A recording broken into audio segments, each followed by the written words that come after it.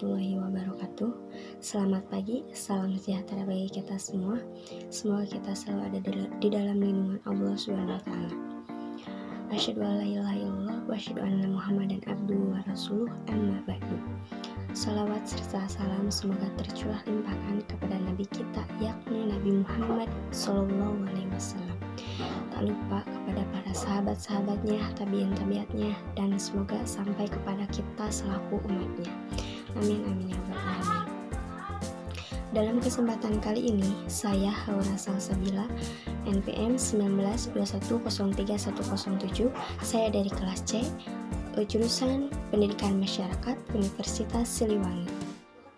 Dalam kesempatan kali ini, saya akan membuat video pembelajaran untuk memenuhi salah satu tugas mata kuliah pembelajaran mikro yang diampuh oleh Ibu Lulu Yuliani, MPD. Bismillahirrahmanirrahim. Assalamualaikum warahmatullahi wabarakatuh. Selamat pagi teman-teman, gimana kabarnya? Apakah sehat? Alhamdulillah, semoga kita selalu diberikan kesehatan oleh Allah SWT. Baik, dalam kesempatan kali ini saya akan membahas mata pelajaran sosiologi dengan materi tentang interaksi sosial. Baik, sebelumnya apakah teman-teman sudah mengetahui apa itu interaksi sosial? Ya, interaksi sosial itu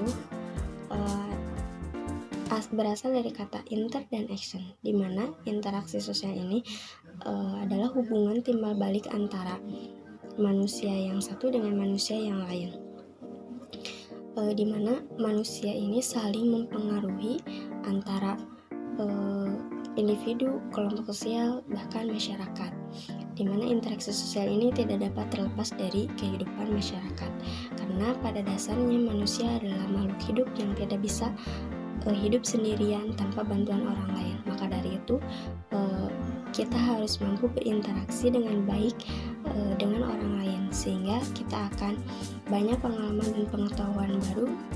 Baik, itu pengertian dari interaksi sosial. Yang selanjutnya kita membahas jenis-jenis interaksi sosial, di mana jenis-jenis interaksi sosial ini ada 3 bagian, yaitu ada interaksi individu dengan individu, individu dengan kelompok, dan kelompok dengan kelompok. Baik, di sini saya akan memberikan satu persatu contohnya. Yang pertama, contoh dari interaksi sosial individu dengan individu, di mana kita bisa lihat contoh gambar yang ada di sini, di mana gambar ini merupakan ada seorang yang sedang berjabat tangan, di mana dua orang ini sedang berjabat tangan. Disinilah akan terjadi sebuah interaksi antara individu dengan individu. Kenapa disebut interaksi individu dengan individu? Karena sudah jelas di dalam gambar tersebut hanya ada dua orang yang sedang berjabat tangan, maka disebutkan interaksi individu dengan individu. Baik, selanjutnya yaitu ada jenis-jenis interaksi individu dengan kelompok. Teman-teman bisa melihat gambar yang ada di sini, di mana gambar ini merupakan ada guru dan murid, di mana guru ini sedang menyampaikan materinya kepada si murid. Guru ini sebagai komunikan dan murid ini sebagai komunikator, di mana guru adalah penyampaian materi, seorang penyampai materi atau informasi, sedangkan murid adalah seorang yang sedang menerima materi atau informasi dari guru tersebut. Maka di sini akan terjadi sebuah interaksi individu dengan kelompok. Kenapa disebut individu dengan kelompok? Karena seorang yang menyampaikan materinya hanya si guru, dan yang menerima materinya yaitu seorang murid. Murid lebih dari satu orang, sedangkan guru yang menyampaikan materi hanya satu orang di depan kelas tersebut. Maka di sana disebutlah interaksi individu dengan kelompok. Yang selanjutnya yaitu ada jenis-jenis interaksi sosial kelompok dan kelompok. Ini yang ketiga. Teman-teman bisa melihat juga nih contoh gambar untuk interaksi kelompok dengan kelompok. dimana contohnya seorang pembisnis sedang bekerja sama dengan pembisnis B, dimana di sana sekelompok pembisnis A dengan sekelompok pembisnis B sedang membicarakan kerjasama untuk pembisnisan tersebut, dimana di sana akan terjadi sebuah interaksi kelompok antara kelompok, dimana kelompok A pembisnis A, kelompok B pembisnis B. Di sana akan terjadi sebuah interaksi kelompok dengan kelompok, karena di sana banyak orang yang sedang berinteraksi dan mempunyai tujuan bersama. Oke, baik teman-teman, di sini saya mempunyai suatu gambar. Mari kita amati terlebih dahulu. Apa sih gambar yang dimaksud ini? Kita lihat di sini ada 3 orang anak, di mana di sini anak-anak tersebut sedang bekerja kelompok mengerjakan tugasnya. Di mana di sini ada seorang anak yang di tengah ini, dia paham terhadap tugas kelompoknya, sehingga si anak yang di tengah ini memberikan pemahaman kepada anak yang kedua itu, antara anak yang di sebelah kanan dan di sebelah kiri. Si anak yang di tengah ini memberikan pemahaman terhadap teman-temannya, dimana di sini akan terjadi sebuah interaksi antara individu dengan kelompok. Kenapa disebut gambar ini disebut interaksi individu dengan kelompok? Karena si anak yang tengah ini mempunyai informasi terhadap tugasnya, sehingga informasi tersebut disebarkan kepada dua temannya itu, sehingga si dua temannya itu bisa memahami dan mengetahui materi apa yang harus dikerjakan bersama. Oke, baik teman-teman, itu hanya sekedar gambar contoh untuk interaksi sosial. Semoga teman-teman dengan contoh tersebut bisa memahami apa itu interaksi sosial. Yang selanjutnya saya akan menjelaskan ciri-ciri dari interaksi sosial, di mana ciri-ciri interaksi sosial ini mempunyai 3, yaitu yang pertama, jumlah interaksi tersebut lebih dari 1 orang. Yang kedua, adanya komunikasi menggunakan simbol. Yang ketiga, yaitu adanya tujuan yang hendak dicapai dari interaksi tersebut. Nah, baik teman-teman, kita akan kaji bersama-sama satu persatu. Mulai dari jumlah pelaku lebih dari 1 orang. Jelas ya teman-teman, bahwasanya interaksi itu tidak bisa dilakukan dengan 1 orang. Maka dari itu interaksi akan dilakukan lebih dari 1 orang, atau bahkan lebih banyak dari 1.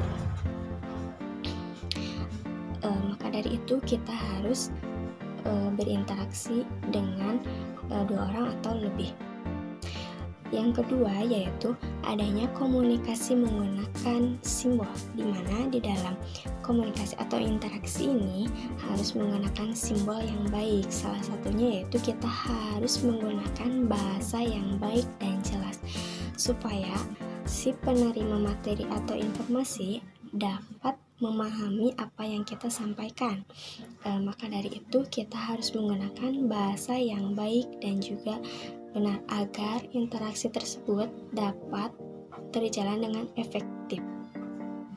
Yang selanjutnya yaitu yang ketiga, adanya tujuan yang hendak dicapai dari interaksi tersebut, dimana jika kita melakukan interaksi dengan seseorang, kita harus mempunyai tujuan dari interaksi tersebut. Tujuan ini dapat berdampak positif atau juga negatif.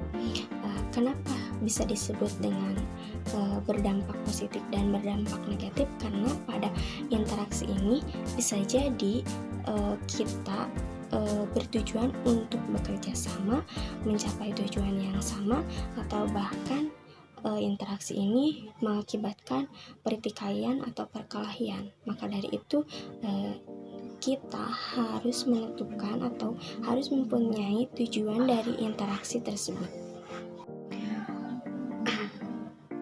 Oke, baik teman-teman, saya akan melanjutkan materi selanjutnya, yaitu mengenai faktor-faktor dari interaksi sosial. Di mana faktor ini ada dua, yaitu yang pertama ada simpati dan yang kedua ada empati. Baik, di sini saya akan menjelaskan satu persatu. Apa itu simpati? Simpati adalah proses di mana seseorang tertarik pada pihak lain. Di mana di sini ada sebuah dorongan manusia untuk melakukan interaksi dengan orang lain karena mereka merasakan tertarik terhadap interaksi seseorang tersebut. Maka dari itu, simpati dapat dikatakan ada sebuah dorongan dari manusia untuk mengikuti hal tersebut dan atau juga untuk mengikuti berinteraksi dengan orang tersebut karena mereka merasa tertarik terhadap penyampaian interaksi yang telah disampaikan orang tersebut. Yang selanjutnya yaitu ada faktor yang kedua, yaitu empati, di mana empati ini adalah ketertarikan pada pihak lain yang diikuti pengaruh terhadap kejiwaan dan fisik seseorang. Sudah jelas kemampuan empati ini untuk merasakan keadaan orang lain dan ikut merasakan keadaan orang lain, dan dia mengetahui dan merasakan situasi yang sedang dirasakan oleh orang lain. Maka dari ini, empati adalah kita dapat mempunyai perasaan dan merasakan situasi dan keadaan yang sedang dialami oleh orang lain. Misalnya, teman kita sedang mempunyai masalah, kita dapat merasakan kesedihan si teman tersebut. Itu yang dinamakan dengan empati. Materi yang selanjutnya yaitu ada bentuk-bentuk dari interaksi sosial, yaitu ada dua bentuk. Yang pertama, proses asosiatif, dan yang kedua yaitu proses disosiatif. Apa itu proses asosiatif? Proses asosiatif yaitu bentuk interaksi sosial yang menghasilkan kerjasama, di mana proses asosiatif ini interaksinya bertujuan untuk bekerja sama dan mempunyai tujuan yang bersama. Bentuk-bentuk interaksi sosial yang selanjutnya yaitu ada bentuk proses disosiatif, di mana proses disosiatif ini merupakan interaksi yang menghasilkan sebuah perpecahan, di mana tentu berbeda dengan proses asosiatif. Proses disosiatif ini interaksinya mengakibatkan perpecahan atau pertikaian. Saya akan simpulkan terlebih dahulu materi hari ini tentang interaksi sosial. Jadi, interaksi sosial ini yaitu saling berhubungan dan saling mempunyai timbal balik antara yang satu dengan yang lainnya, dan interaksi ini tidak dapat terlepas dari kehidupan bermasyarakat karena interaksi ini sangat dibutuhkan dan interaksi ini nomor satu bagi masyarakat. Teman-teman, mungkin itu saja materi hari ini yang dapat saya sampaikan. Semoga teman-teman memahaminya dan semoga bermanfaat. Mohon maaf apabila ada kata-kata atau materi yang telah disampaikan kurang memahami. Mohon dimaafkan.